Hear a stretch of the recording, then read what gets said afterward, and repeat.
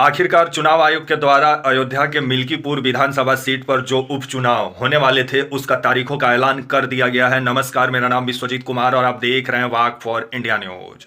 जिस तरह से आपका 7 जनवरी को चुनाव आयोग के द्वारा दिल्ली विधानसभा चुनाव का तारीखों का ऐलान किया गया। 5 फरवरी को दिल्ली में वोट डाले जाएंगे, 8 फरवरी को दिल्ली विधानसभा चुनाव का नतीजा आएगा।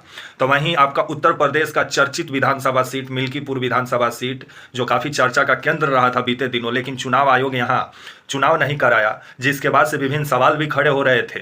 अब जिस तरह से खबर आ रहा है कि आपका 7 जनवरी को चुनाव आयोग के द्वारा मिल्कीपुर विधानसभा सीट पर कब चुनाव होंगे इसका तारीखों का घोषणा कर दिया गया है। तो वहीं चुनाव आयोग के द्वारा जो तारीखों का घोषणा किया गया है उस हिसाब से आपका 5 फरवरी को मिल्कीपुर विधानसभा सीट पर वोट डाले जाएंगे। जो उपचुनाव होने वाले हैं उसके लिए 5 फरवरी को वोट डाले जाएंगे, 8 फरवरी को नतीजा आएगा मिल्कीपुर विधानसभा सीट का। जो उपचुनाव होंगे आपका 5 फरवरी को जो उपचुनाव के लिए जो मिल्कीपुर विधानसभा सीट पर वोट डाले जाएंगे।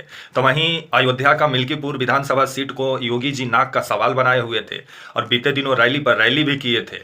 तो वहीं अभी तक प्रत्याशियों का भी घोषणा बीजेपी के तरफ से नहीं किया गया है कि मिल्कीपुर विधानसभा सीट से कौन चुनाव लड़ेगा बीजेपी के तरफ से। तो वहीं आपका समाजवादी पार्टी जो अखिलेश यादव की जो पार्टी है, जो अवधेश प्रसाद जो पहले विधायक थे यही मिल्कीपुर विधानसभा सीट से, बाद में इस्तीफा दे के लोकसभा का चुनाव लड़े, जिसके बाद से ये सीट खाली पड़ा हुआ था।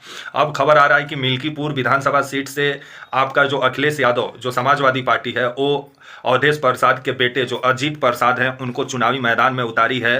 तो वहीं 5 फरवरी को मिल्कीपुर विधानसभा सीट पर उपचुनाव के लिए वोट डाले जाएंगे। बीजेपी अभी तक प्रत्याशी का नाम का ऐलान नहीं की है। तो वहीं समाजवादी पार्टी जो है वो प्रत्याशी का नाम का घोषणा कर दी है और अवधेश प्रसाद के बेटे अजीत प्रसाद जो हैं मिल्कीपुर विधानसभा सीट से चुनाव लड़ेंगे। बीजेपी अयोध्या सीट हारने के बाद काफी चर्चा का केंद्र बनी थी, लेकिन अब मिल्कीपुर विधानसभा सीट बचा पाने में बीजेपी कामयाब होती है कि नहीं यह देखने वाली बात होगी। 5 फरवरी को मिल्कीपुर विधानसभा सीट पर उपचुनाव के लिए वोट डाले जाएंगे और 8 फरवरी को नतीजा आएगा। तब तक के लिए आप मुझे इजाज़त दीजिए और आप हमारे channel walk for India news को प्लीज़ लाइक और सब्सक्राइब और शेयर करना ना भूलें। तब तक के लिए नमस्कार, जय हिंद, वंदे मातरम।